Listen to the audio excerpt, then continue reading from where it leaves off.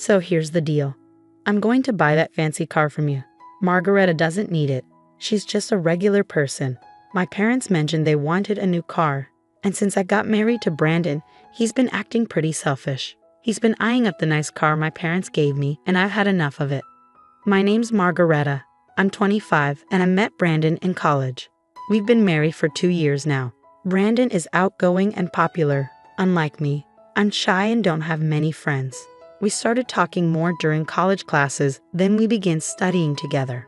I never thought someone like Brandon would be interested in me, but he surprised me by asking me out. I was really happy and said yes right away. That's how our relationship started. It made sense why I liked Brandon. He was handsome, friendly, and serious about his studies. But for him, things should have been different. He had lots of cute, stylish female friends. Finding another girlfriend wouldn't have been hard for him. Once, I bravely asked him, "Do you really think I'm the right one for you?" He seemed surprised and asked why I was bringing it up. I admitted, I'm not very confident. I wanted to know why he chose me. After thinking for a moment, he said, "I guess it's comfortable being with you."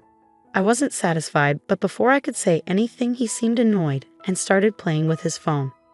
Not wanting to argue, I quickly ended the conversation. "Yeah, you're right. Sorry for bringing it up." Even though I still had doubts, our relationship kept going smoothly. Time passed quickly. We finished college, got married, and moved into a condo. I got a job at a regular company while Brandon went off to do more school and research. When I told my mom we were getting married, she was really happy.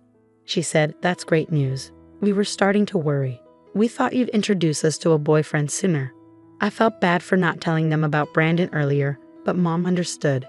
She said I've always been independent, handling things on my own. Knowing Brandon was there for me made her feel better. My parents met in college and still love each other a lot, which I admire. Dad worked hard, climbing up the ladder at a big company. Mom supported him and also pursued her passion for cooking. She became really good at it and even teaches cooking classes now. They respected each other's lives and gave each other space. Growing up with them, I learned to be independent too. I wasn't great at much except studying, so I didn't go to grad school. I wanted to be self-sufficient and start my own life soon. Even though I grew up in a well-off family, I didn't want to rely on them forever. I wanted to have a family of my own, like Mom and Dad. I hope to make them proud by having kids someday. It might sound simple, but for someone like me, it's a big goal. Once we moved in together, Brandon started acting more selfishly. He was a grad student and worked part-time, but he didn't pitch in much for our living costs. I tried bringing it up gently, saying, "Hey, Brandon, it would be really helpful if you could contribute more of your part-time earnings towards our expenses." But he just coldly replied, "I do contribute some, you know. And didn't you say you'd handle the living expenses when we moved in together, Margareta?"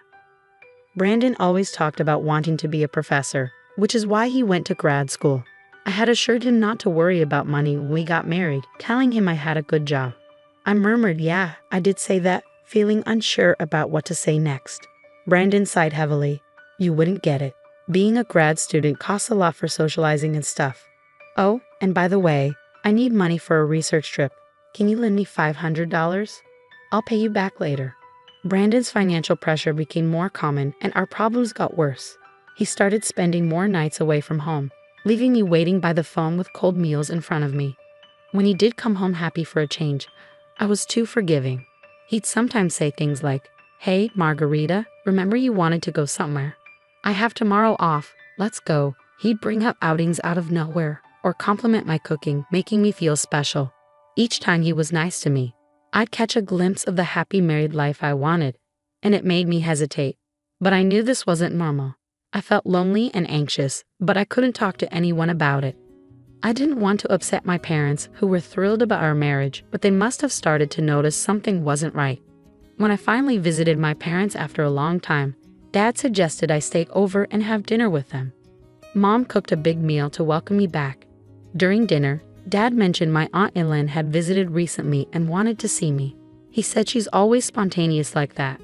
Ellen was lively, ambitious, and independent. "I'll reach out to her soon, thanks, Dad." Dad mentioned how much my Aunt Ellen loved me and how she always teased about Brandon stealing me from her, even though she didn't want to get married herself. That's just how she was.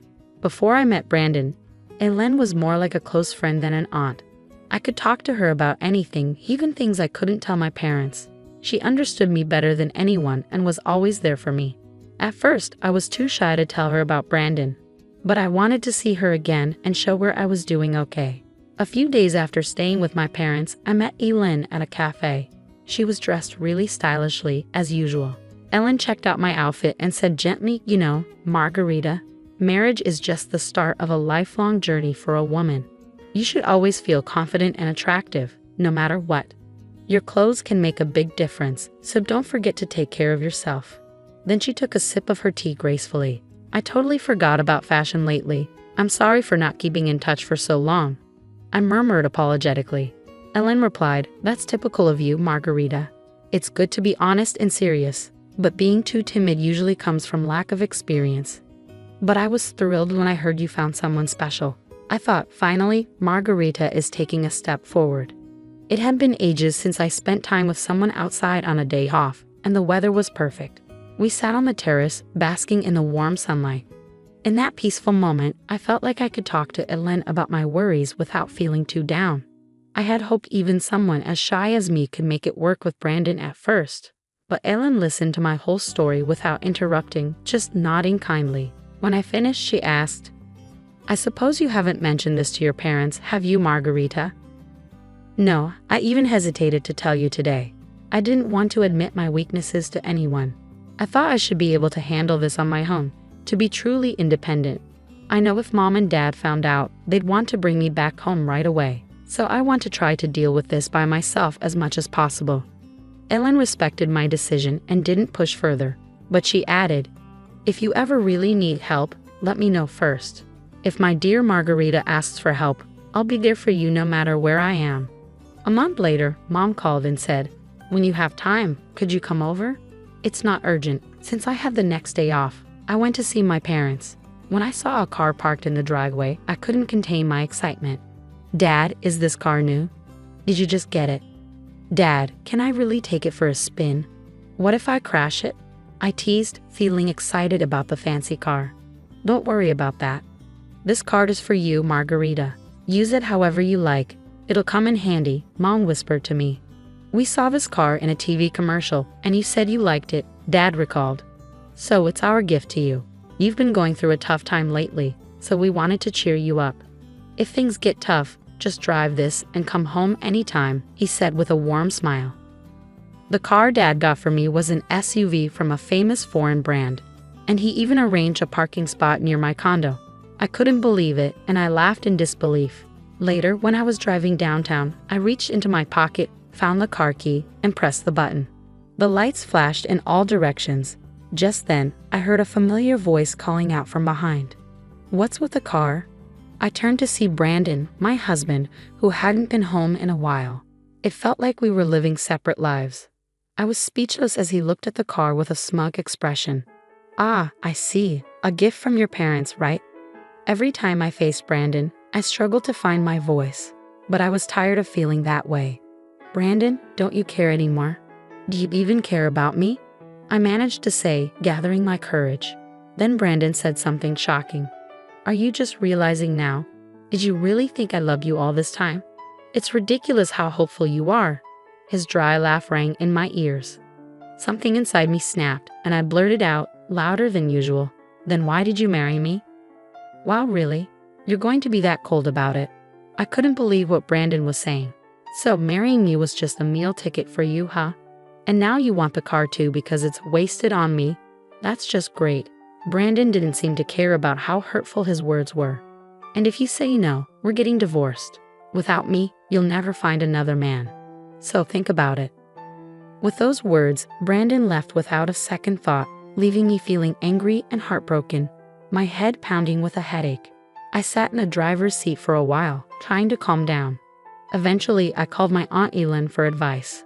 A few days later, I agreed to the divorce and moved back in with my parents. They welcomed me with open arms, and life started to feel peaceful again. But that peace was short-lived. One afternoon, Brandon showed up at my parents' house with his parents. They sat down in the living room, and Brandon's father spoke up in a stern tone. "We're here to talk about our son's divorce. It's urgent." When drafting the divorce papers, Margareta warned Brandon, "If you don't agree to the divorce, I'll use my parents' connections at the university to ruin your future. It wouldn't be hard to damage the career of a junior registrar if their daughter complains." Brandon truly loved Margareta. Her behavior was too harsh. It's clear she was trying to intimidate him.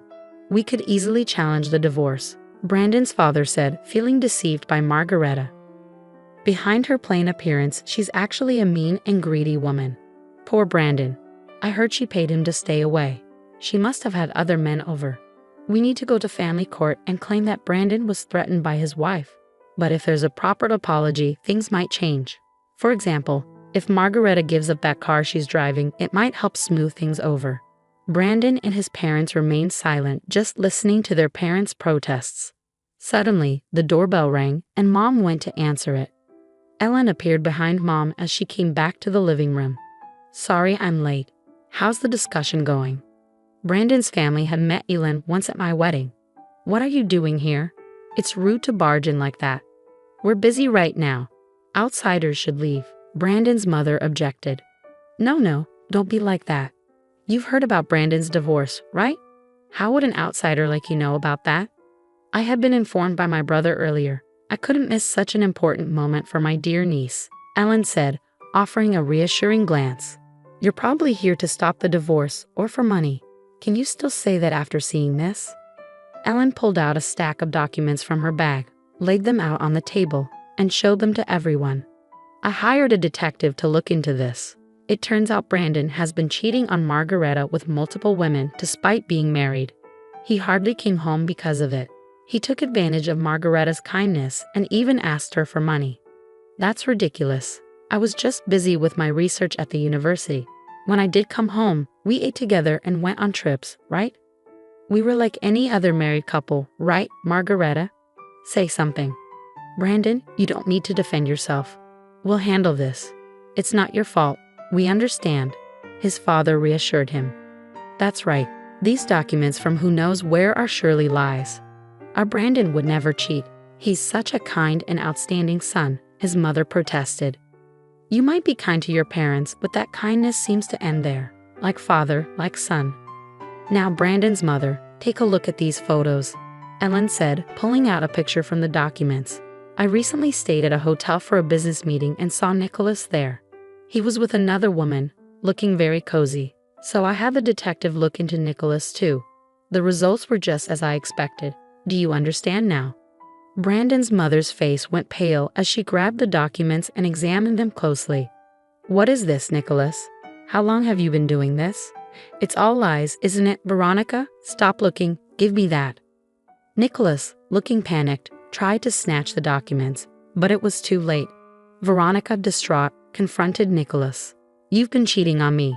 The car you wanted so badly was for her in these photos, wasn't it?" No matter how hard Nicholas tried to calm her down, Veronica wouldn't listen. The discussion about Brandon's divorce was forgotten as Veronica stormed out of the house, crying, with Nicholas following after her. Left behind, Brandon said, "Hey, wait, what about me?" and followed them out in confusion. The rest of us were left in stunned silence for a while, but Aylin had a satisfied look on her face, winking at me. Later, Aylin told me that Brandon's parents did end up getting divorced. "You won't fall for such a terrible man again. Let's make you more attractive. I'll teach you everything about grooming yourself as a woman." Despite her busy schedule, Ellen visited me often and took me to various places like meals and shopping trips. During that time, I learned a lot from her. A year after the divorce, I made the decision to go to graduate school. I worked hard to improve myself, focusing on my studies. Time passed quickly, and one day, I heard someone call my name at a street intersection. I turned around to see Brandon. "It's been a while. You've changed a lot, haven't you?"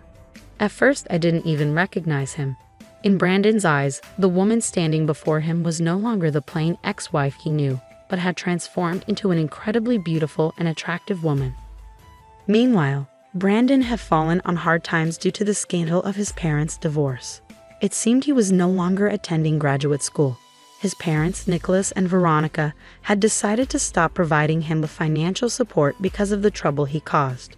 He was struggling to afford his tuition and living expenses, far from the carefree life he once enjoyed. The women who used to be interested in him had left him one by one.